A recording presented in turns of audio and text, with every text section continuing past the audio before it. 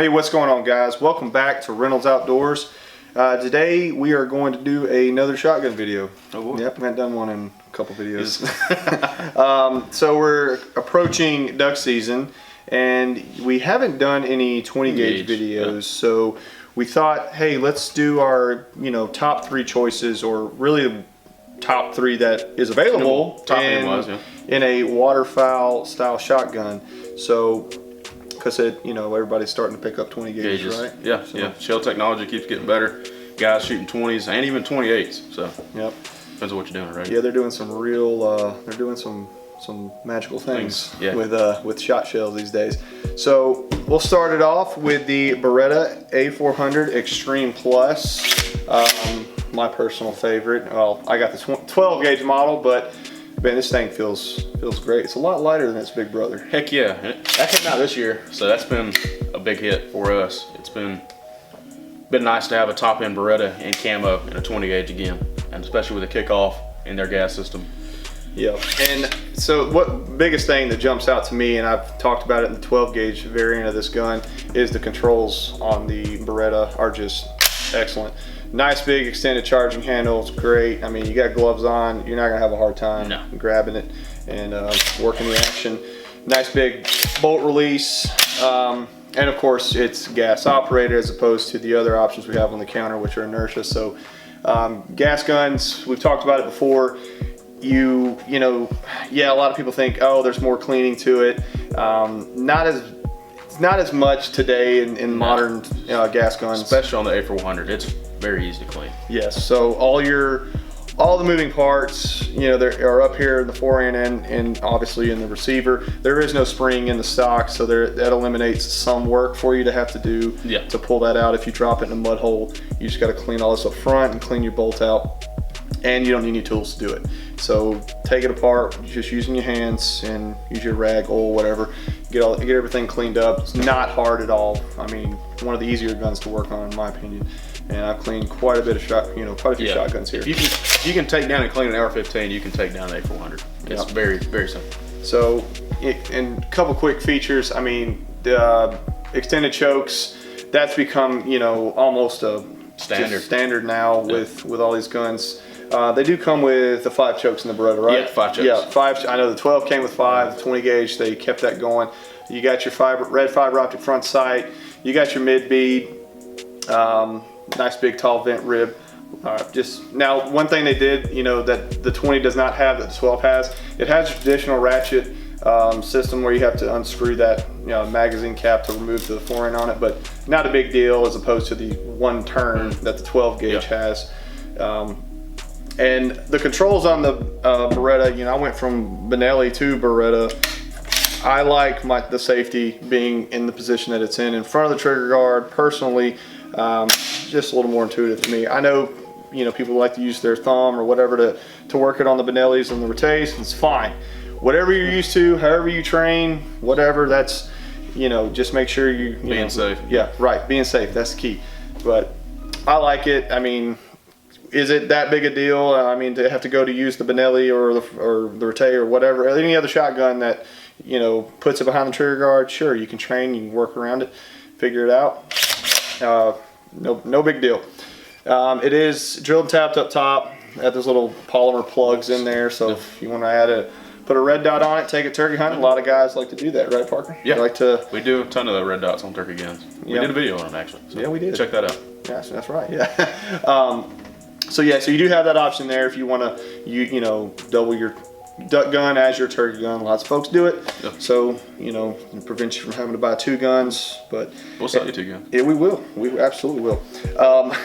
Kickoff. Love that kickoff. So another benefit or pro to gas guns is less felt recoil than the versus the inertia shotguns. I don't care what anybody says. Yes. Yeah. You do have less felt recoil with this gun, especially with that kickoff system where they say it eliminates 70% felt recoil. It feels like it too, shooting the 3.5s or like a hot 3-inch load. That's going to be, especially in the 12, but in the 20, anybody can shoot that gun. Yeah, even without the kickoff, this gun would have, I mean, with that added kickoff and it being a 20 gauge, if you've got more recoil sensitive shooters, you're buying one for your wife or teaching your kids how to shoot, excellent choice. Beretta's outstanding, and we're very excited about this gun. So, and of course you have, you know, spacers and shim kits, all that good stuff that comes with it. So that is the Beretta A400. Why don't you start off or talk about the next one, Parker? All right, so Spanell Super Black Eagle 3 and 20 gauge. Some people still weren't too sure they came out with one, so we got one. They've been out for a couple years now, so most people have caught on to it. All the same features as your 12 gauge Super Black Eagle 3. Split upper, you got their, you know, improved bolt design, you know, raised bolt design. Yeah, so I know most people have heard of the Benelli click, you know, people don't pay attention and it bumps out and click, no bang, because it's not in battery all the way. You know, you can do that previously, like on the last generation M2s or Montefeltros, you gotta fully cycle it. But on this one, you just push it up and you're good to go. Now, my thing is just be mindful of it and it won't catch you off guard, but it's here and there. You're asking too much, Parker. Asking way too much, apparently. But yeah, so you got your shims and everything. This isn't a full, you know, the inertia gun, so there's not a lot of parts, but you do have to take the stock off if you want to deep clean it, and you got to be real careful putting the shims back on because you can break the stock. You do need tools. Yes, you do need tools. You do need to know what you're doing because you will mess this up. Extended chokes. These do come with a hard case, whereas the Berettas don't come with a hard case because for some reason. But you can get them in a bunch of different camos. They're real light. Recoil isn't bad at all. I mean, it's a 20 gauge, so and any type of semi-auto 20 gauge is going to be light. Not as light as the A400, but the gun's lighter, and I think it feels better. Points better for me. I'm more of a Benelli guy myself, but well, yeah, you know, one of those strokes. Yes. But you know, same thing. Fiber optic sights, Cryo Plus chokes. You can get all kinds of. You can get anybody who makes chokes is going to make a choke for one of these. Same thing with the Beretta Optima HP. So that's pretty standard. You do get some kind of oversized controls. They're not as good as the Beretta. I'll give them that. And you can get a slammer button and stuff like that from Rob Roberts, but you got to send the gun and it turns into a whole ordeal. So that is kind of inconvenient. But other than that, it's real simple. They work. It's a top-end shotgun. Yeah, they're popular for a reason. So yeah, and what now they did in the Super Black Eagle, they did improve, you know, the loading port. Yeah, the loading port did get opened up a little bit. It's not nearly as open as the Beretta, but I mean, I just said that so I could brag on the Beretta. Oh, well, you know, it's not bad. But well, if I just drop it, it's not a Beretta, but you got they don't have the kickoff either. They got the progressive comfort, little fins and all that. It works fine. The cheek piece is nice. You can just length the pull. You can shim it, like I said before. It's easy to clean. You can upper comes off with the barrel, so you can get down in there without taking the trigger grip all the way out, which isn't that bad, but you can still do it. But other than that, it's a Benelli. Yep. Great shotgun. It's Italian. It's Italian. So, you know. Now we got this thing. Yeah. Well, so I guess this would be the wild card. No, this is the Beretta Masa Mas, how you want to pronounce it. Very, very similar to the Benelli. Yeah. It is inertia operated. It does have what they call the inertia plus bolt, where you can gently close it, lock it into battery. You don't have to slam it, slingshot it like you did the old Frankis and Benellis. So you don't get that click, no bang, heartbreak on a turkey hunt. So it start at the end here. It has the fiber optic front sight, no mid bead though. It does come with 5 chokes, but they are not extended. Yeah, 5 chokes, hard case. Does come with a hard case. Yeah, it uses a Rite pattern choke, but they're popular enough now you can get chokes for them, so that's not too big of a deal. Yes. And moving on down, the bolt release, the mag cap.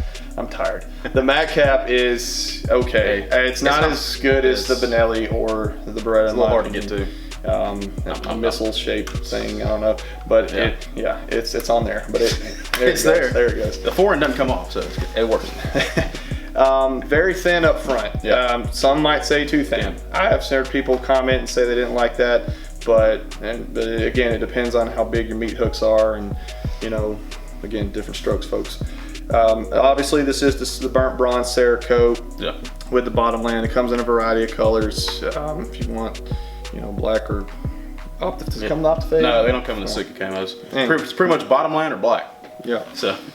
And again, controls very similar to the Benelli. Now, I do like the controls on the Beretta a little bit. You know, they're a little bit better than the Benelli in my opinion. Yes. I like extended charging handles, and it's got a nice big paddle up there to send the bolt home. Now, one very cool thing about the Beretta is it has a very, the trigger assembly is very easy to remove. You got this little button right here, and if I struggle with it, comes right out. So something happens, catastrophic failure, jams up when you're hunting, you can, quickly remove that, clear whatever debris is in there. Just makes it a little bit, you don't have to knock pins out like you do in every other shotgun made. Yeah. But be careful when you are inserting these back into the gun. Make sure you press the bolt release there, otherwise you're gonna have a bad time. It is going to jam up, and you're gonna have to take the gun apart. So no good. Not a big deal. It's not broken. It is gonna take you. It is gonna cause you to do more work. Safety. It's there. It's not as big as the one on the Benelli and the Beretta, but it does the job. Yeah. And it is behind trigger guard if you prefer that, just like the Benelli. Nothing fancy about the stock. It doesn't have the chevrons or the Comfort Tech or all that good stuff. I mean, just regular basic stock. Plastic stock, and pretty standard, simple butt pad. So it does come. We did say it came with a hard case. We did cover that, and they have a nice 5-year warranty, like to hang off of it. So oh yeah, if you have any issues in 5 years, they're good for it too. They will take care of it for you. Yeah. So yeah, the inertia guns. We didn't touch on the load. So with 20 gauge, I mean it should shoot most. Because they are not 3.5 inch. See, when you get into the SB3, 3.5, and the Frankies, and really want to shoot on the 12s, a dove load at least, ounce and a quarter. Yeah, would be preferable. Ounce and 1/8 works most of the time. Yeah, you want something with a little oomph to it, because otherwise you wouldn't want the gun to cycle super light shells being a 3.5 inch gun. Otherwise it would destroy your shoulder. So. It's balance. But with 20 gauge, it's not as bad. You don't have to, it's not as big of an issue. You can shoot a wider variety of shells in the 20 gauge. So as a dove gun or all around, go to the skeet range with your buddies. I mean, you can pretty much shoot. You do pretty much anything you want to with the 20 nowadays, especially with TSS shells for turkey hunting. A lot of these Migra shells. Where the Beretta would shine, but where the Beretta would win in a 12 gauge lineup, it can shoot pretty much the weakest shells all the way up to the most powerful shells, and it's not, the gun's gonna bleed off that excess gas with the gas system in it.